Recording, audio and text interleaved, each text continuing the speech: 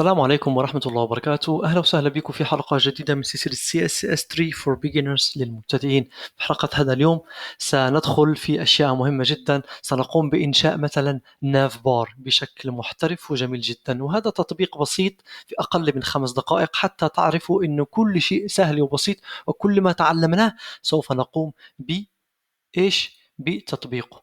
بداية أريد أن أنشئ أعود إلى الكود عفوا. الصفحة فارغة حاليا، أضع فيها ما يلي. لاحظوا عندي UL اللي هي unordered list. داخل الUL في عندي الAli، وداخل كل Li في عندي الأنكر. تمام. العنصر الأول أعطيته كلاس اللي هو active طبعا، وفي الريفرنس انه اذا ضغط اليوزر يذهب على الهوم، واذا ضغط على النيوز يذهب الى نيو، وهكذا. طبعا نحن لدينا فقط صفحة واحدة لحد الآن، ونركز فقط على النافيجيشن بار، كيف حيكون شكلها. ممتاز، اعتقد انه ممتاز وواضح لحد الآن. تمام. الآن بما انه حصتنا حول CSS، نريد ان نركز في CSS بشكل ممتاز. بالبداية لدينا الUL. تمام. الليست ستايل. تمام، يعني تكون نون بداية. ممتاز. المارجن يكون 0. ممتاز. البارن نفس الشيء 0. والاوفرفلو ما يكونش فيه اوفرفلو طبعا. اوفرفلو يكون هيدن، مختفي. ممتاز. وآخر شيء بالنسبة لليو ال الباك جراوند كولر نعمل مثلا 3 على سبيل المثال. ممتاز. طيب هذا بالنسبة لليو ال تحكمنا فيه. نذهب للعناصر الموجودة داخل اليو ال اللي منها عنصر الالاي. هي العناصر نريد أن تصطف واحدة جانب الأخرى. display inline block هكذا. ممتاز.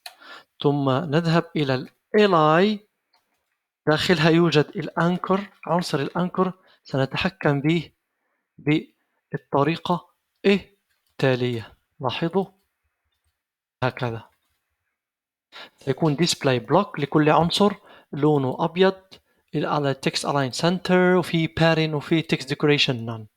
تمام. تمام. وآخر شيء طبعا اللي هو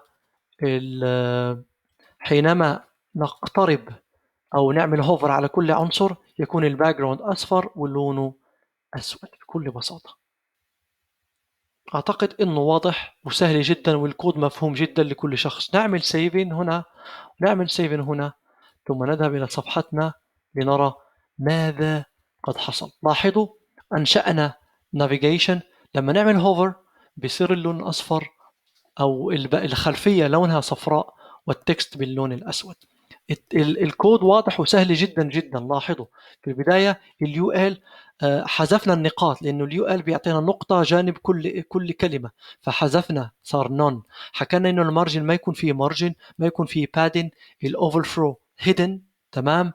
الباك جراوند يكون يعني لونه أسود تقريبا. ممتاز. على كل الألاي هدول في البداية حيصطفوا واحدة تحت الأخرى، لكن إحنا وجعلنا من الألاي inline block على أساس إن كل كلمة، كل عنصر من الناف بار يصطف جانب العنصر الآخر بكل بساطة. ثم ذهبنا إلى عنصر الأنكر الذي سنضغط عليه، أو الأزرار التي سنضغط عليها. عملنا display block لكل عنصر. ممتاز. عملنا أيضا إن الcolor white، وإن التكست سنتر، وفي padding طبعا على كل عنصر من العناصر في الناف بار، والتكست decoration none. وأخيرا الهوفر افكت على كل عنصر، الخلفية صفراء ثم اللون الأسود. فكانت النتيجة الجميلة كما ترون على الصفحة. أرجو أن البراكتس هذا بخصوص الناف بار يكون سهل على المبتدئين، وإذا أي حد عنده سؤال اكتبوا لنا على التعليقات، ولا تنسوا الاشتراك في القناة. والسلام عليكم ورحمة الله وبركاته.